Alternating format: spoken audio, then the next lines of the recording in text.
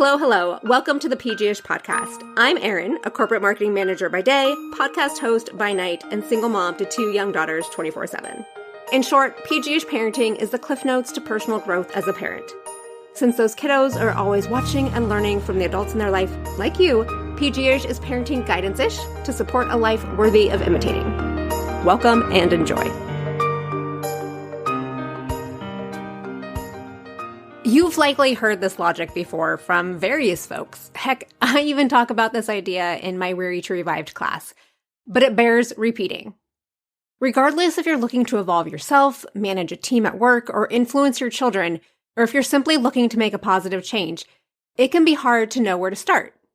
In today's episode, John Maxwell recounts how everything begins with a thought. In essence, what you think determines what you do and who you are. As he'll say, your thoughts determine your destiny. Destiny determines your legacy.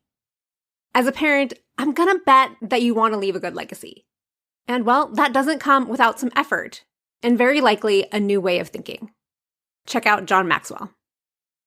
When you change your thinking, you change your beliefs. You see, beliefs are nothing more than a byproduct of what you have thought long enough about that you have bought into. Always remember that. So what you believe is something that has been previously continual thoughts that formed themselves to one day became a belief or it became a conviction. In the book, Thinking for a Change, I open the book with the 5 thoughts that are in your notes right here, because I believe these 5 thoughts absolutely with all of my heart. The first thought is this one. Everything begins with a thought. That's where it all starts. The thought is the originator of anything that happens to us. That's why Emerson said life consists of what a man is thinking about all day. The second thought about thinking is this one. What we think determines who we are. And who we are determines what we do. That's a fact. That's why John Locke said, the actions of men are the best interpreters of their thoughts. The process is very simple. Thinking, becoming, doing. That's always the process. Thinking, becoming, doing. Third thought that I want to talk to you about in thinking or share with you this day is this.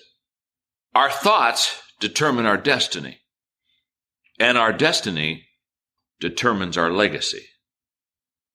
That's why James Allen would say, you are today where your thoughts have brought you, and you will be tomorrow where your thoughts take you. Your thoughts are like a taxi. You get in, and it takes you to where you want to go. Number 4, people who go to the top think differently than others. William Arthur Ward said, nothing limits achievement like small thinking. Nothing expands possibilities like unleashed thinking. And there are basically 2 kinds of people in the world, those who think in limitations or in smallness, and those who think in creativity and unleash great thoughts within themselves. Because your thinking is the seed of what you're going to become and what you're going to do.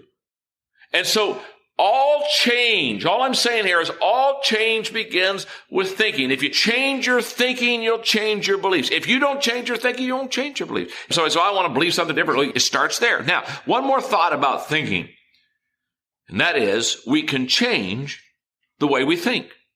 Paul said it better than anybody. What did he say? He said, whatsoever things are true, noble, just, pure, lovely, of good report, if there is any virtue, if there is anything praiseworthy, he said, think on these things. Now, that verse is a great verse to me, because what basically it says, you can think on what you want to think on. If you want to think on things of pure, lovely, wonderful, virtue, of all good report, he said, you can think on those things. He said, basically, you choose what you think upon. The first book I ever wrote, I wrote back in 1979, and I called the book Think on These Things. And it came right out of this verse, because I truly believe that if you think on the right things, you'll be successful. If you think on the wrong things, you won't be successful. And you can go to the success or the unsuccessfulness of a person. You can literally trace it back to how they think. So, let me give you an example in your notes. The number one challenge to make personal changes. You know what the number one challenge to make personal changes? First of all, let me stop here for a moment. How many of you are in favor of making good personal changes in your life? Huh? Very good, sir. That's unanimous. How many of you are in favor of making a lot of personal changes in the people's lives that you lead? Yeah, that's really okay. Yeah, let me give you a whole list on that one. Okay, we're really into that. You talk about passion now. We're passionate about that one. Okay. You know what the number one challenge to make personal changes is? Are you ready? Feelings. How you feel. If you do not make personal changes in your life, can I tell you right now, it is because you have some feeling that dominates you. Maybe it's a feeling of insecurity. I mean, I can give you 27 types of feelings, but feelings is what keeps us from making personal changes in our life. So let me talk to you about that. Let me give you a major premise.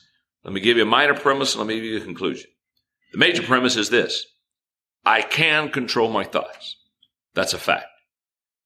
Anybody that's ever studied thinking basically will tell you, yes, you can control your thoughts. Now, if that's true, the minor premise is that my feelings come from my thoughts. Feelings, again, are birthed out of what you think. So the conclusion is I can control my feelings by controlling my thoughts. Because few people control their thinking, they fail to control their lives. Gordon MacDonald is a wonderful writer. I've read about everything he's written. And he has something called mental flabbiness, and there's a paragraph in there. Let me just give it to you. In our pressurized society, people who are out of shape mentally. I love that phrase, don't you? They're out of shape mentally. We talk about, man, look at him. He's out of shape physically. Oh, look at that body. They're out of shape physically. You know what I run to? I run to people out of shape mentally all the time. They're just out of shape mentally. Now, MacDonald says, people who are out of shape mentally usually fall victim to ideas and systems that are destructive to the human spirit and to human relationships. They are victimized because they have not taught themselves how to think, nor have they set themselves to the lifelong pursuit of the growth of the mind. Not having the facility of a strong mind, they grow dependent upon the thoughts and opinions of others. Rather than deal with ideas and issues, they reduce them to lives full of rules, regulations, and programs. Boy, that's a tremendous statement. So I would encourage you to think the following. Think big picture. This allows you to see beyond yourself. Think focused. This allows you to remove distractions. Think creatively. This allows you to get out of your box of limitations. Think realistically. This allows you to have a foundation for change. Think strategically. This allows you to have a plan for change. That's what this lesson's all about. Think possibilities. This allows you to look for and receive the best, and think reflectively.